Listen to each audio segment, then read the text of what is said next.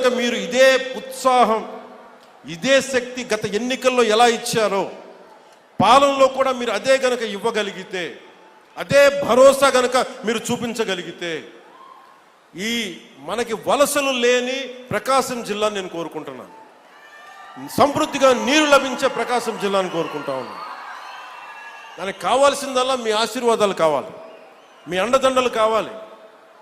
అలాగే కూటమి ప్రభుత్వం నాకు గౌరవ ముఖ్యమంత్రి చంద్రబాబు నాయుడు గారికి కానీ, భారతీయ జనతా పార్టీ నాయకులకు కానీ, నరేంద్ర మోదీ గారికి కానీ చాలా బలమైన అవగాహన ఉంది, పరస్పర గౌరవం ఉంది.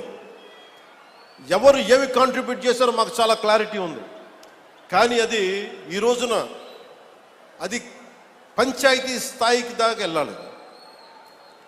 పంచాయతీ స్థాయి దాకా జనసేన పార్టీ ఏం చేసింది? క్షేత్రస్థాయిలో జనసేన నాయకులకి గౌరవం ఇవ్వడం, అలాగే జనసేన నాయకులు తెలుగుదేశం నాయకులకు గౌరవం ఇవ్వడం, లేదా అందరూ కలిసి మన ముగ్గురు భారతీయ జనతా పార్టీ నాయకులతో కూర్చొని మాట్లాడటం.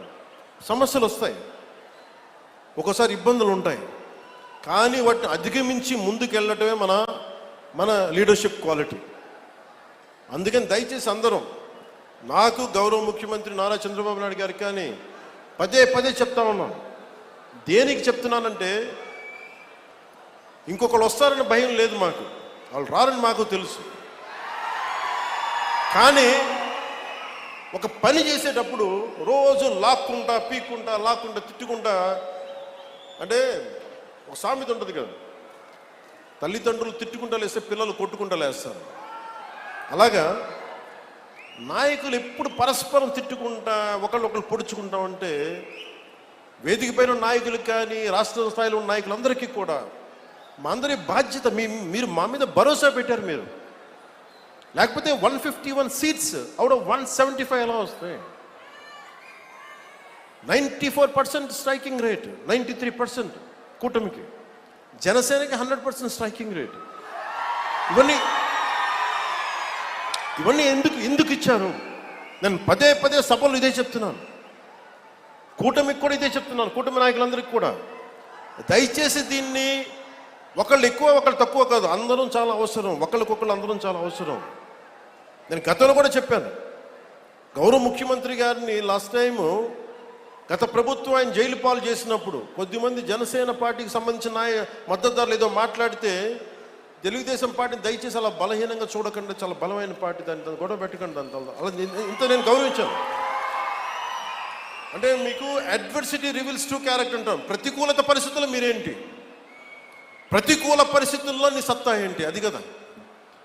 అంటే కష్టాలు ఉన్నప్పుడు నేను ఏం చెప్తున్నానంటే, మేము ఏ రోజు కూడా ఏ పార్టీని తగ్గించలేదు, తెలుగుదేశాన్ని ఏ రోజు తగ్గించలేదు. భారతీయ జనతా పార్టీ నాయకత్వం లేకపోతే, అండదండ లేకపోతే ఈరోజు జేజేఎం రాదు. ఈ రోజున తెలుగుదేశం పార్టీ లేకపోతే, నా గౌరవ ముఖ్యమంత్రి గారు లేకపోతే ఈ ఫైనాన్స్ ఇంత ప్రణాళికాబద్ధంగా చేయలేం. నాకు అనుభవం లేదు, నాకు పోరాటం చేసే శక్తి ఉంది. అంటే ఒక పని చెయ్యాలి అంటే ఇన్ని శక్తులు గుమిగూడా. అన్ని వేళ్ళు ఒకలా ఉండవు, కానీ ఏ వేలికి ఇది బొట్టనేలు తీసేస్తే ఏం చేస్తాం, ఏకల వీళ్ళకి ఏం చేయలేము. సో ఎవరు ఎక్కువ ఎవరు తక్కువ లేదు, మొత్తం కలిస్తేనే పిడికిలి. కూటమి అంటే పిడికిలి, దీన్ని గుర్తుపెట్టుకోండి. అంతేగాని కూర్చోబెట్టి పంచాయతీ స్థాయిలో ఉన్న జనసేన నాయకులు కావచ్చు, తెలుగుదేశం నాయకులు కావచ్చు, భారతీయ జనతా పార్టీ నాయకులు కావచ్చు, మద్దతుదారులు కావచ్చు, చిన్న ఇబ్బందులు ఉంటే అందరం పరస్పరం మాట్లాడుకొని ముందుకు తీసుకెళ్దాం. మన ఆబ్జెక్టివ్, మన గోల్ ప్రజలకి న్యాయం చేయటం. ముఖ్యంగా ప్రకాశం జిల్లా దగ్గరికి వచ్చినప్పటికీ దాహం తీర్చడం. మనులు మాణిక్యాలు అడగట్లా, గొంతు తడపమని అడుగుతున్నారు. గొంతు ఎండుకుపోతుంది, పశువులకి నీళ్లు పెట్టుకోలేకపోతున్నాం. పశువులకి వచ్చిన కొత్తల్లో మొదటి అసెంబ్లీ సెషన్లో నాకు గౌరవ శాసనసభ్యులు, మన పేరు గుర్తులేదు కానీ నాకు అసెంబ్లీలో ఇచ్చారు, మూగజీవాలు ఎండుకుపోతున్నాయన్నా సమ్మర్ వచ్చేస్తుందంటే. ఈరోజు పశువులు నీటి తొట్లు ఎందుకు వచ్చినాయి అంటే, దానికి ప్రకాశం జిల్లాలో మనుషులకి నీళ్లు లేవన్నా దాంతో పశువులు చచ్చిపోతున్నాయంటే, ఆ ఒక్క మాట కదిలించి ఈరోజు పశువులు నీటి తొట్లు వచ్చినాయి మొత్తం మేము. అంటే ఇవన్నీ ఏంటంటే, మేము 15 సంవత్సరాలు స్టెబిలిటీ ఇస్తే తప్ప, ఈరోజు వేసిన మొక్క ఒక చిన్న మొక్క వృక్షం అవ్వాలంటే 10